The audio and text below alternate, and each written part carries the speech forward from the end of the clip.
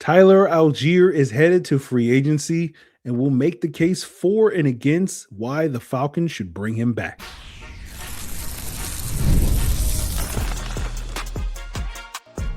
You are Locked On Falcons, your daily Atlanta Falcons podcast. Part of the Locked On Podcast Network, your team every day. Welcome back, everyone, to another episode of Locked On Falcons, part of the Locked On Podcast Network, now the #1 sports podcast network in all of the galaxy. And today's Locked On Falcons is brought to you by FanDuel.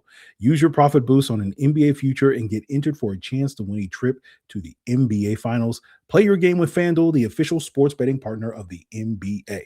If you do not know me, I am your humble host, Aaron Freeman, aka Sirius Black. Been covering the Atlanta Falcons for 2 decades, formerly at FalcFans.com. RIP, still going strong here on Locked On Falcons, your daily Atlanta Falcons podcast. And on today's daily Atlanta Falcons podcast, we are beginning a series that we're going to probably be doing over the next few weeks, looking at potentially the top 7 or 8 impending Falcons free agents, making the arguments for and against why they should be kept. Right today, we're starting off with running back Tyler Allgeier. We're going to talk about what it's going to cost to keep him. You know, is he too valuable given this team's, would-be identity? Would it make sense to keep Allgeier instead of keeping Bijan Robinson? And why letting Tyler Allgeier walk ultimately is as American as apple pie. But up front, we'll say, basically, I don't expect Tyler Allgeier to be back in the Falcons uniform in 2026. By the end of today's episode, you'll understand why. But at least let's start off making the case for why he could or should be back. And let's start off talking about money, right? I don't think keeping Tyler Allgeier is going to cost an egregious amount of money, right? My estimated cost for what his market could be in free agency is on the low end, $5 million a year, on the upper end, $8 million a year. Now, he could get more than that, depending on how the market goes, but he's going to be one of the top 5 to 8 running backs potentially available in free agency. And I think the world where he gets more than, significantly more than, let's say, $8 million, like $9 million is not much more. But let's say he gets $10+ million a year, is a world where some of the top running backs, get tagged, like Breece Hall, Kenneth Walker, and those guys are not available. And that potentially pushes up the cost of the other guys, because I'm expecting Breece Hall and Kenneth Walker to get the $10 to $12 million contracts that I think that the high-end running backs are going to get, and maybe Allgeier can bump into that category if both of those guys are off the market. So we'll see. But, the conversation is going to be, whatever you think that number is for Tyler Allgeier, is that too much money for an RB2? I tend to think not necessarily. We see other teams, successful teams, paying their RB2s that type of money. New England, Detroit are paying Ramondre Stevenson and David Montgomery, respectively, about $9 million a year on their current contracts, and they're essentially the RB2s on their respective teams. And when you factor in this team's identity, the Falcons, that is, and, we heard it from Tommy Rees the other day, we want to run the football. This team wants to be a physical run-first team, and no player arguably embodies that more than Tyler Allgeier does. And you look at Kevin Stefanski's first 4 years in Cleveland when the team was successful. And so therefore, we put a little bit more stock in the numbers of, again, the goal is to be, a successful team here in Atlanta, as opposed to mimicking what the Browns were the last 2 years when they were the least successful team in the NFL. And from 2020 to 2023, those first 4 years, the Browns ran the ball at the second highest run rate on first downs in those neutral situations, running the ball about 57% of the time, averaging about 30, I think, carries a game over across that period of time. And it's not necessarily something that you want to put all on Bijan Robinson, right? And we saw this in Cleveland, right? They had a 2-headed backfield headlined by Nick Chubb and Kareem Hunt. Now, the dynamic was slightly different there because Hunt was the third down running back. And in Atlanta, you're not going to necessarily have a third down running back because Bijan's going to be your third down, first down, second, and third down running back. But, there are still situations where Tyler Allgeier can give you some value over what Bijan Robinson is going to bring. And that could continue under Kevin Stefanski. Those are short yarded situations, goal line situations, fourth quarter when you have that lead and you want to run out clock. That's the perfect time to pull in the sledgehammer that is Tyler Allgeier. And then you also can throw in, possibly dabbling in some 2 running back formations. We saw the team dabble a little bit more in that in 2025, and it was somewhat successful. getting, Allgeier in the backfield, Bijan sort of split out wide as a pass catcher. And that could be something that Kevin Stefanski could look to continue with Allgeier on the team. So I think there is a case to be made for Tyler Allgeier sticking in Atlanta. Another argument that we made back in November on this podcast that has a cold logic to it is that it's smarter, in theory, to keep Tyler Allgeier at a lower cost because you're going to get better return on that value than you are in terms of paying Bijan, which we'll talk about in a second, is coming. It's essentially the idea that the cost of Allgeier is going to be like 40% the cost of Bijan. And in theory, Allgeier is going to give you 60, maybe 70%, depending on how high you are on Tyler Allgeier, of the player that Bijan is. And there's logic to, that's being value for this football team. Now, we're going to kind of debunk some of that logic here on the episode, why we don't necessarily really buy that logic when it comes to keeping Allgeier over Bijan, and why that same exact logic can kind of be used against keeping Allgeier. And we'll break that down as we continue today's Locked On Falcons. So wouldn't it be nice that doing your taxes was just as easy as it looks when Bijan Robinson gets that rock, right? With TurboTax Full Service, you can hand off your taxes to a local expert and not have to stress from start to finish.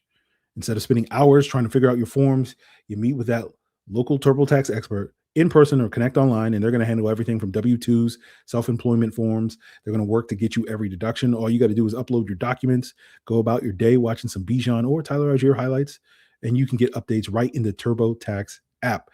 It's a huge time saver, and it gives you real peace of mind knowing that an expert is handling, just like that peace of mind you get when you watch Bijan play football. So for a limited time, get your taxes done by a local TurboTax expert for just $150, all in. If a TurboTax expert didn't file for you last year, just file by the end of the month at February 28th. Take taxes off your plate and get back to your life. Visit turbotax.com/local to book your appointment today. And have you ever wanted to experience the NBA Finals live and in person? Well, FanDuel is going to give you the chance to turn that dream into a reality with their NBA sweepstakes. Here's how it works. All you got to do is use your profit boost on any NBA future, and you'll automatically be entered for a shot to win an NBA Finals trip for two. That's right. Flights, tickets, the whole experience. And if you're looking at the board and thinking, man, which team do I think can make that deep postseason run? Well, this is the perfect time to lock it in.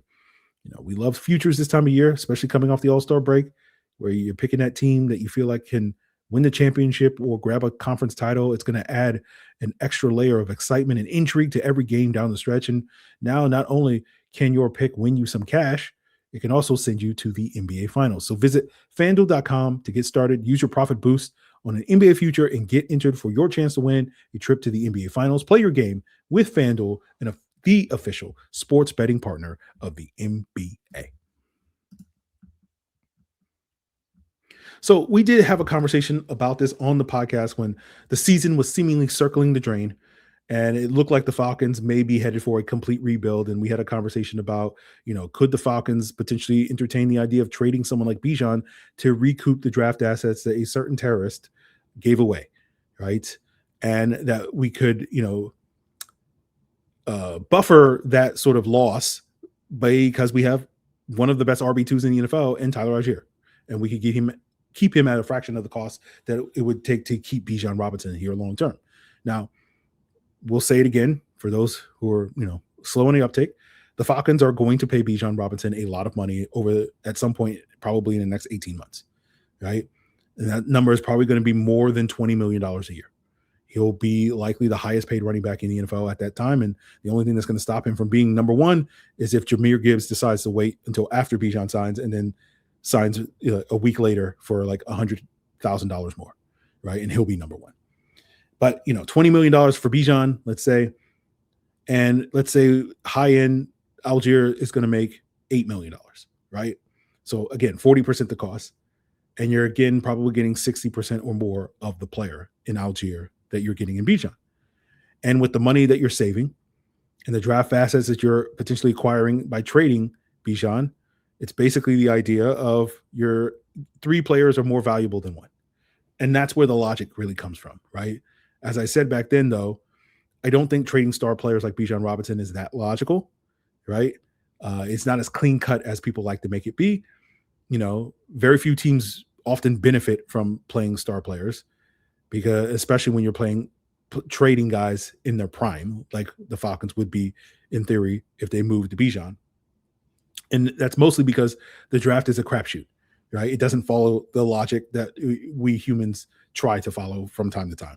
Rarely do we follow, but you know what I'm saying.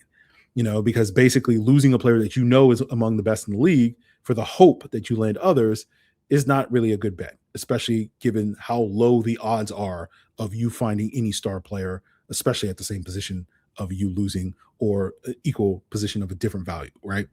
So, paying Bijan is going to be a topic of discussion, I'm sure, over the next 18 months. Should the Falcons pay him the amount of money, right? I don't think it's going to be as much debate there as there's going to be over the next, let's say, 6 months when it comes to paying Drake London.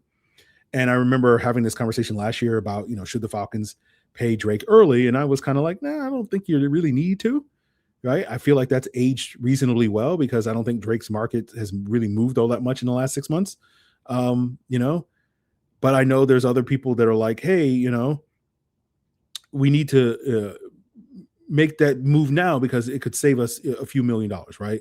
Let's say $4 million, right? Because, if the Falcons had signed Drake before DK Metcalf signed his contract extension with the Steelers last year, after he got traded there in March of last year, there, in theory, the Falcons could have gotten Drake for under $30 million, let's say $29 million a year. And after DK's contract, after Garrett Wilson's contract extension during the offseason, it's almost no chance, as we sit here today, that you're probably going to get Drake London for less than $33 million, right? So again, 29 versus 33, that's where the $4 million comes from. So you lost about $4 million. I don't think that $4 million matters as much as maybe other people do. I think pinching pennies on high-end contracts for your best players isn't that worthwhile, especially in a day and age when, the salary cap is going to be over $300 million. It's literally beefing with your best players for literal pennies on a dollar. And to me, instead, when it comes to pinching pennies, it's really where you pinch pennies is with the middle-class players, right? The NFL is a lot like America, right? And I'm going to be running against Stephen A. Smith. I'm ready to declare that I'll be running against Stephen A. Smith in the 2028 presidential election. And the bulk of my platform will be wealth redistribution, because here in America, for the 5% of you that are outside America, here in America, the way that we do things, and I don't think we should do these things, right, anymore, right? This is my political message here, is that we tax the rich, we don't tax the rich, and instead we tax the middle class, right? The rich have all the tax loopholes, so they don't pay taxes, and all the taxes come from the middle class and lower tiers and whatnot. And that same works in the NFL, right? You don't tax the Bijans and the Drakes, and you don't try to pinch pennies with those guys. Instead, you pinch pennies on the middle class, right? That's where you're taxing. That's where you're trying to save that $4 million, right? And that middle class in the NFL is typically the guys that are on their second contracts that are making anywhere between $3 and $4 and $10 and $12 million a year, right? Allgeier is exactly in that tier of middle class players. And so that previous logic that we, tried to use to say, oh, let's keep Allgeier and move on from Bijan, it's the same logic that you can make for let's replace Allgeier and move on from him, right? Because when you think about the cost of what Allgeier's replacement is going to be, and we'll use an example, right? We did a recent mock draft Monday with Josh Kindle of the Athletics 7-round mock where he had the Falcons in round 4 taking Indiana running back Kaylan Black.